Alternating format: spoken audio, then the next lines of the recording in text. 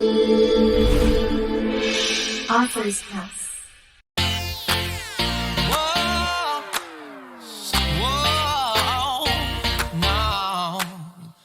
Hi everyone, my name is Nicole Richardson and I'm from Authors Press. Today is March 4th, 2022, and I'm gathered here today with Jane Stein, the author of Angelkin. Why don't you tell us a little bit about yourself, Jane? Let's see, what would anybody like to know about me? I live out in the country. I'm a pet lover. I also like Star Trek, so I'm a Trekkie. I like really bad puns. I like old movie dialogue. I live to write and I love to read. My two favorite detectives, I guess, would be Columbo and Nero Wolfe. Those are my favorites. And I've worked at the same company for more than 25 years. I've been married probably more than now 35 years. And I'm my younger brother's caregiver. So that's just a little bit about me. Could you tell us a little bit about your book, Angelkin? I guess when you talk about Angelkin, for me, it's about relationships. It's about the main character having relationships with family and friends, and sometimes having to leave friends behind, but also that search for that person who's going to be sort of the soulmate or the person that you're with forever. And I really think that diversity or differences in people and characters shouldn't stand in the way of that. I think you should, embrace it and just try it and be together and see how that works. Yeah, I definitely agree with you. So, I think you just brushed up on this, but what is the main message you want to get across to your readers? Well, I guess, so sort of suspend reality and jump into a book. I mean, it's cheaper than flying. You don't have to pay gas. You can just go and meet new people and step into a new world. And hopefully that's Angelkin. And hopefully you really like it. And that if you like it, just recommend it to others. But, it's just about the characters in a different realm, sort of urban, what do they call it? Urban fantasy, paranormal romance, and just characters moving through different lives, just like we do, but they have extra special obstacles and a little bit of magic and things like that, which I think is really kind of special. So is your book a standalone or is it part of a series? Currently it's a standalone. I would need another flash of great brilliance to come up with a second novel. But the new books that I'm hoping to get published shortly, they are a duo, so they would be a series of two. So Angelkin standalone, but the newer books will be like two. So, would you build on Angelkin if you got an idea? Would you make it a series if you had the idea to? Yeah, I would. I just haven't had that sort of flash of, wow, I really like these characters and this is what I can do. That hasn't come to me yet. But if I do, then I'll definitely move on. I've had a couple of thoughts, but nothing I can put down on I'd say paper, but now on screen. So who is your target audience for this book, if you even have one?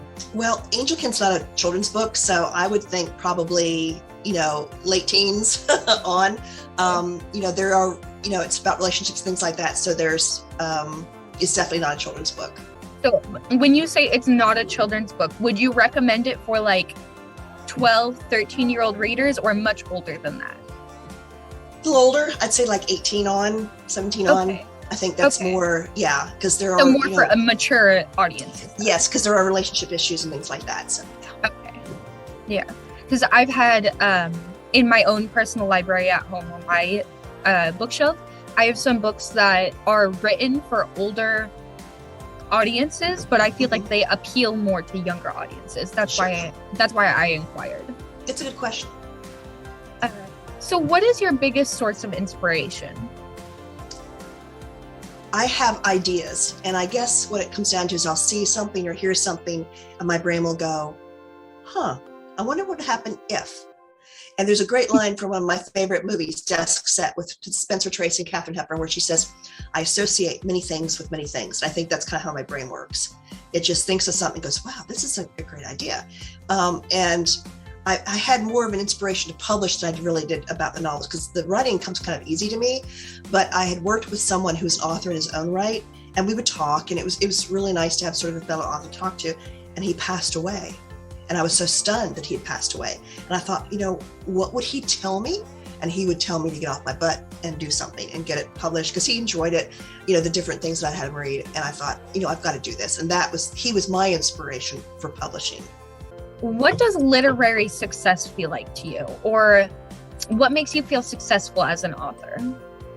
Well, I think every author wants to sell books, obviously. But I think what was extra special is when someone comes up and says, I read it, I liked it, I recommended it, it was cool, talk to me about it. And then it's kind of a validation for all the work I go through because, you write it and then you have to make sure it's consistent and that people understand it and it's broken in chapters and things like that. So just to have somebody say, I really liked it would be really great. I mean, obviously I would love to write for a living. That would be wow, that's awesome. I don't currently do that now, but if that would also be a success for me to be able to do that. Yeah, I definitely agree with you. Like, a lot of authors would say that selling copies makes them feel successful, or selling copies makes them feel, I can't think of the word, but makes them feel like they're accomplishing something. But I honestly feel like people can buy your stuff all they want, but if they don't read it, what's the point? Yeah, they bought it, but did they read it? Exactly. Were they interested? It's like, would they want to read other things from you too? That's also, exactly. You want to have that reader who says, okay, what else does she have? Or what else can I read by her? Or, wow, this is, this really spoke to me. And that would make me really feel successful to have somebody say, it really meant a lot to me. That would be important to me. Yeah. What was your favorite part of writing Angelkin? I guess when you're sort of struggling with the outline and you could go this way, to the right, to the left, or whatever, and then all of a sudden you're thinking, what am I going to do? Where am I going to go? And then it hits you, that spark, and you're thinking, this is brilliant. This is going to be perfect. And it was a way I wanted to have her reveal herself to the characters. And that moment was like, yes, I like that. Because I used to write continuously, and now I write in blocks of like, oh, this dialogue here or this section here, and then I sort of weave it all together. And when you hit that wall and you're like, oh, okay, what am I going to do now? And you kind of step away from it, then also it hits you and you can write again and you're really in the zone. That's what's really cool for me. Yeah, I can definitely understand what you mean by that. When that writer's block, it's suddenly like, pow, I love that moment too. So on the other hand, what was the hardest part of writing this story, or your least favorite part? I don't write in chapters, so I have to break it up. That's difficult for me to break in chapters. And also when you have to write the back of the book, for some reason I just sit there and go, what do I say? What do I want to condense this with? That's difficult for me. And like I said, sometimes when I start writing, it's first or third person. What do I want to do now? Maybe I'll start this way and say, no, it's got to be this way. And so getting that, started, and the way I want it to begin with. I heard somebody once say, push the character out of a plane without a parachute, then explain how that worked. Grab them at the beginning. So sometimes it's the beginning, but most of the time for me, it's having to break it and then having to say something about it. Those are the hardest things for me. Is Angelkin your first story, or is this a debut story? It's the first one I've ever gotten published. I started writing probably when I was around 16, and most of it was just dialogue. I mean, it was on paper and pencil, and then when I got really thick, I'd have to tie it together with yarn. I mean, that's how thick they were.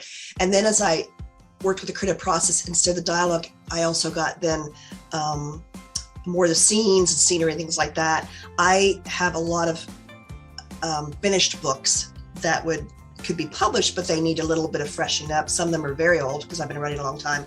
But it was my first debut novel, and I had to choose which one, and that's the one I chose.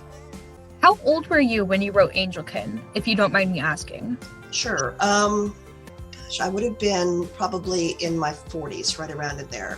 It's kind of more recent than other stories you may have written. Yeah, it was. Some of my newer things are just within the past maybe 8 years.